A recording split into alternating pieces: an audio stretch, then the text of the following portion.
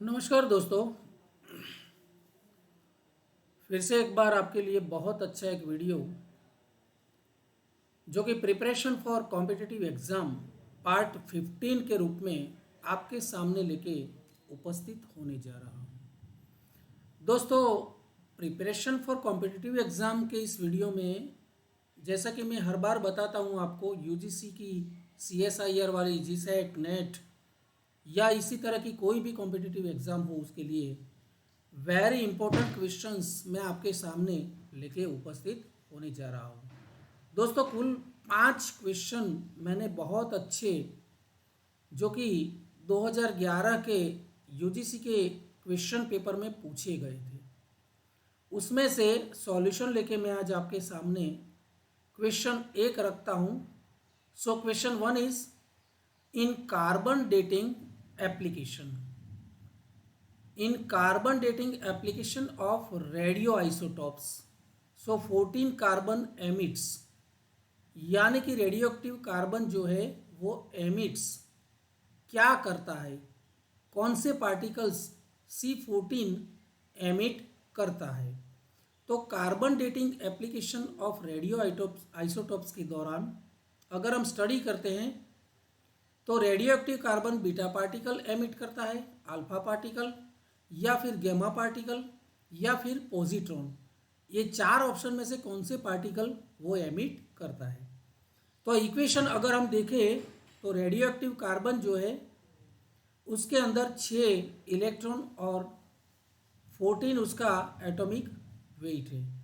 ठीक है, अगर रेडियो एक्टिव होने के बावजूद वो रिएक्शन करता है तो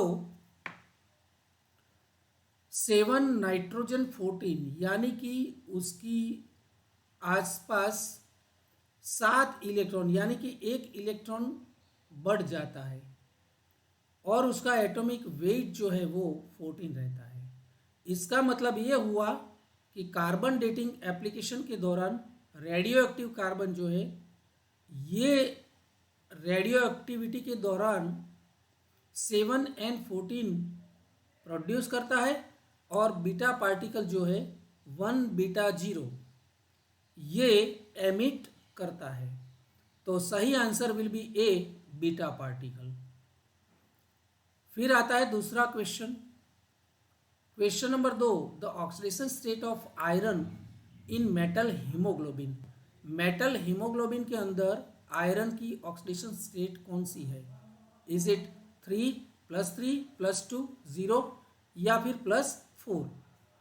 तो दोस्तों यहाँ पर meta haemoglobin is a form of oxygen carrying metalloprotein haemoglobin in which the iron in the heme group is in the Fe+3 state, यानी कि फेरिक स्टेट के अंदर उसकी ये ऑक्सीडेशन स्टेट हमें पाई जाती है। Fe+2 के रूप में नॉर्मल हीमोग्लोबिन में ये होता है, लेकिन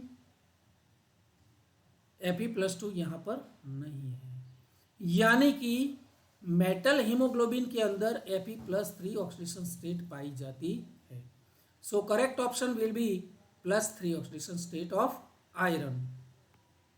then question number 3, question number 3 is as a ligand की हैसियत से Cl- only sigma donor ligand है, ओनली पाई डोनर, या फिर both sigma and pi donor, या फिर ए सिग्मा डोनर और पाई एक्सेप्टर। तो इसमें से कौन सा ऑप्शन सही है? तो मैं हिंट देना चाहूंगा, क्योंकि Cl- is behaves as both sigma donor atom भी है एंड पाई डोनर लिगेंड भी है। So correct option may be C, sigma and pi donor. ठीक है। Then question number 4, the correct d electron configuration showing spin orbit coupling. नीचे दिए गए option में से कौन सी इलेक्ट्रॉनिक कॉन्फ़िगरेशन है जो D orbital configuration spin orbit coupling भी दिखाता है या फिर एक्सपीरियंस करेगा? तो इनमें से कौन सी इलेक्ट्रॉनिक कॉन्फ़िगरेशन में डी ऑर्बिटल में स्पिन ऑर्बिट कपलिंग पॉसिबल होगा?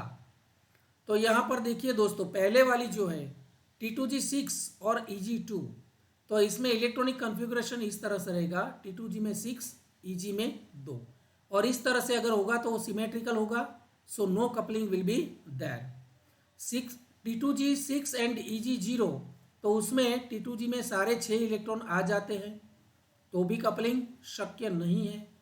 फिर सी T2G4 और EG0, तो उसमें भी इलेक्ट्रॉनिक कॉन्फ़िगरेशन जो है यहाँ पर T2G में 3 आएगा और EG में 1 जाएगा, तो इस तरह से ये अनसिमेट्रिकल स्ट्रक्चर बनता है। So the fourth electron can enter in any one of the EG orbitals and hence coupling occurs, यानी कि यहाँ पर कपलिंग पॉसिबल बनता है क्योंकि अनसिमेट्रिकल स्ट्रक्चर बनता है, और T2G3 और EG2 में भी सिमेट्रिकल स्ट्रक्चर बनता है, so no coupling will be possible. So correct option is C, T2G4 and EG0. Then last question of today's video, that is question number 5. For any operator A and its adjoint, यानी कि यहाँ पर दो operator है A and A का adjoint. So the incorrect statement, उन दोनों के बारे में इनकरेक्ट स्टेटमेंट उनमें से कौन सा है? A into A adjoint is Hermitian. A into A adjoint both are Hermitian. A into A adjoint plus A adjoint into A, यानी कि ये दोनों का क्रम बदल कर फिर समेशन लिया गया है। A into A adjoint plus A adjoint into A is Hermitian. Then option C, A plus A adjoint is Hermitian, या फिर option D A minus A adjoint is Hermitian। तो इनमें से गलत स्टेटमेंट, इनकरेक्ट स्टेटमेंट कौन सा है? तो दोस्तों यहाँ पर ऊपर वाले तीनों A, B, C और ऑप्शन जो है A, B और C, ये तीनों सही ऑप्शन है, यानी कि A और A एडजॉइंट के बारे में सही ये स्टेटमेंट लगता है। लेकिन डी वाला जो है A माइनस A एडजॉइंट, ये हर्मिशियन नहीं हो सकता है। तो यहाँ पर A माइनस A एडजॉइंट जो है इट इज एंटी हर्मिशियन है।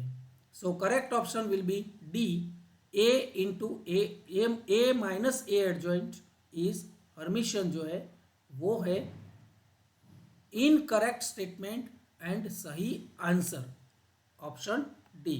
तो दोस्तों इस तरह से मैंने 5 क्वेश्चन लेके, जो कि 2011 के यूजीसी के पेपर में पूछे गए थे, उसमें से पार्ट सी में से ये 5 क्वेश्चन बहुत अच्छे, जो आपको बहुत बहुत अच्छी गाइडलाइन प्रोवाइड कर सकता है। दोस्तों मैं अगले वीडियो में और 5 क्वेश्चन लेके आपके सामने उपस्थित होने जा रहा हूँ।